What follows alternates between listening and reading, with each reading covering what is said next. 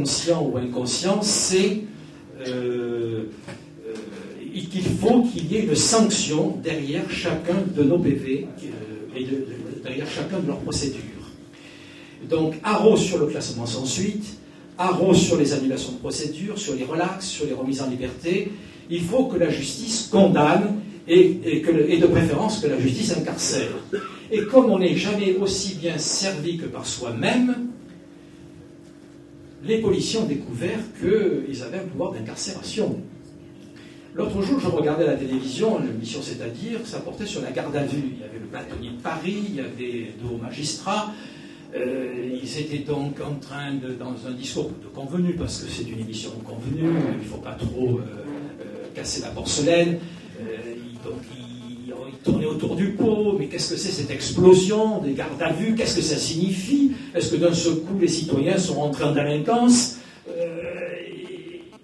Ça tournait, et personne n'osait le dire. Et je vous donne mon intime conviction ce soir, je le dis devant les magistrats, les avocats, c'est que la garde à vue, les 900 000, puisque vous me précisez le nouveau chiffre, c'est devenu tout simplement le premier degré des peines d'emprisonnement. Alors, les policiers sur le plateau disaient, mais la garde à vue, c'est pas une zone de non-droit, le procureur est au courant. C'est vrai, c'est exact, mais ce n'est pas vrai. Le procureur reçoit le matin la pile de fax où on l'informe qu'on a une garde à vue, c'est tout. Et puis, il n'a donc aucune autorisation accordée pour les premières 24 heures, et pour les secondes 24 heures, mais la façon dont on lui présente l'affaire, on peut obtenir de lui donc très facilement un prolongement de garde à vue. Donc il faut retenir que si le policier aime bien la prison, parce que pendant un certain temps, le délinquant est éliminé, la garde à vue est devenue pour lui, il a 48 heures de garde à vue, et parfois plus, donc en matière donc, de terrorisme. Alors, vous allez dire, mais le couple magistrat et policier, finalement, c'est un couple qu'on appellerait, dans un autre domaine, un couple pervers, quoi, sadomaso. C'est pas si simple que ça. Je ne crois pas qu'il faille le prendre comme ça par la dérision, parce qu'il y a une ligne de clivage qui traverse pas seulement la police contre la magistrature et vice-versa. Cette ligne de clivage, elle clive également la magistrature. Et elle ne pose pas les magistrats du siège aux magistrats du parquet et vice-versa, parce qu'il peut y avoir des procureurs humanistes et des juges du siège qui cognent. Un président des appels correctionnels en cour d'appel, nécessairement, il doit cogner, parce que s'il ne cogne pas, il faudra ensuite qu'il y ait non pas une chambre des appels correctionnels, mais 2 puis 3. Et à la cour d'appel de Lyon, d'où je viens, systématiquement, j'étais dépassé, débordé dans mes réquisitions. Le président faisait exprès de tripler mes réquisitions.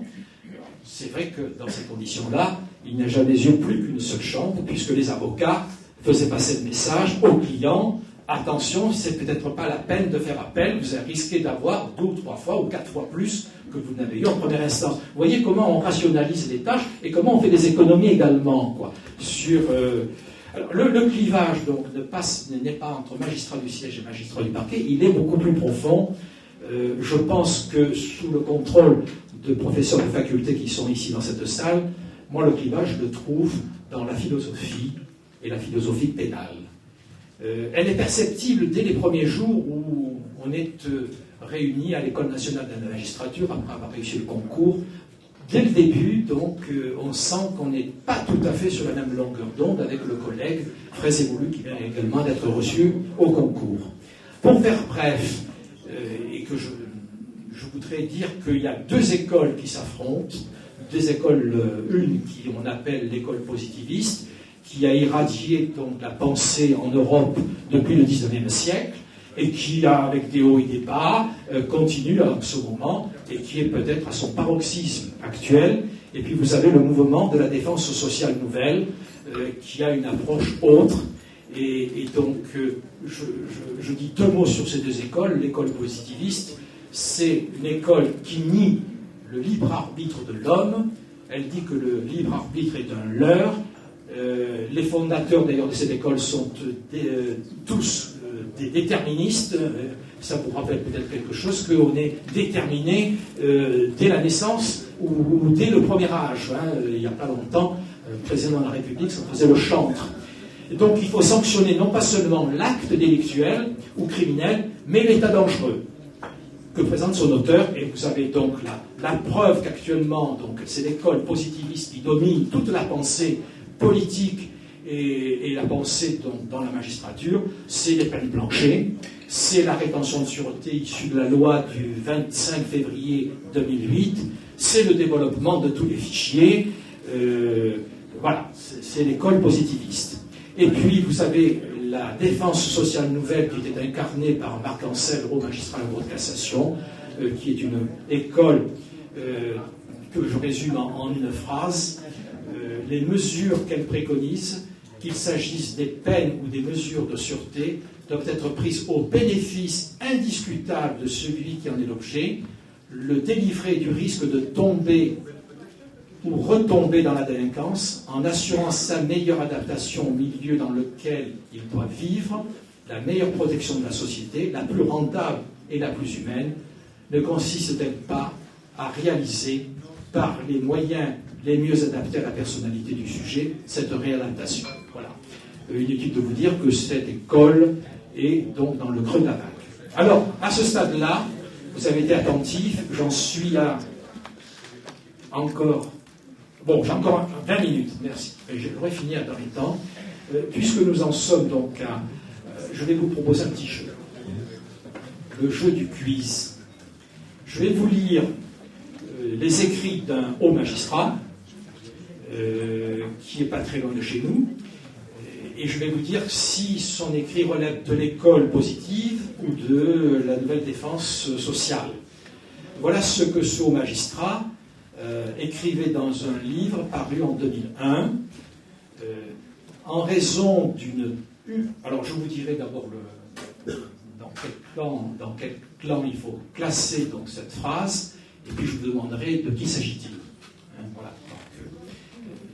Il y a $1, non c'est pas $1, c'est un billet de 500 € à gagner, avec Sarkozy donc, en photo. Donc. En raison d'une humanisation rampante, le droit pénal a été progressivement délesté de ses mesures les plus coercitives. Entre parenthèses, torture, bagne et peine de mort. Et un peu plus loin, il écrit « L'alternance de mai 81 sonne le glas de la fermeté. Dès l'été, plus de 6000 détenus sont libérés. La Cour de sûreté de l'État est supprimée, puis vient l'abolition de la peine de mort. » Et il conclut ainsi « En bref, la répression traditionnelle baisse la garde. » C'est un magistrat.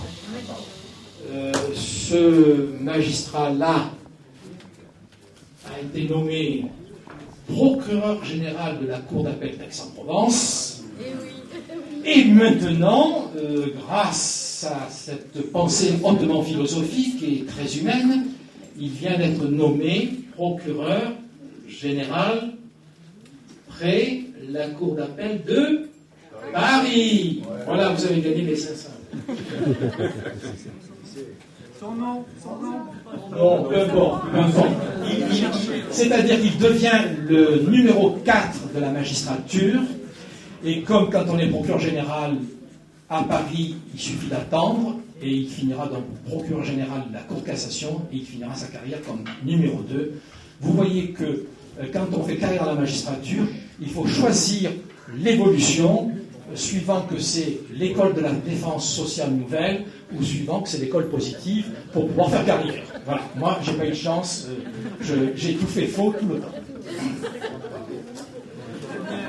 Alors, les procureurs nouveaux, il y a le Beaujolais nouveau, je les appelle les procureurs nouveaux. Les procureurs nouveaux, en un mot, je les surnomme les colosses aux pieds d'argile. Parce que ils couvraient déjà 95% des poursuites pénales, avec la disparition du juge d'instruction, ils vont faire dans le 100%.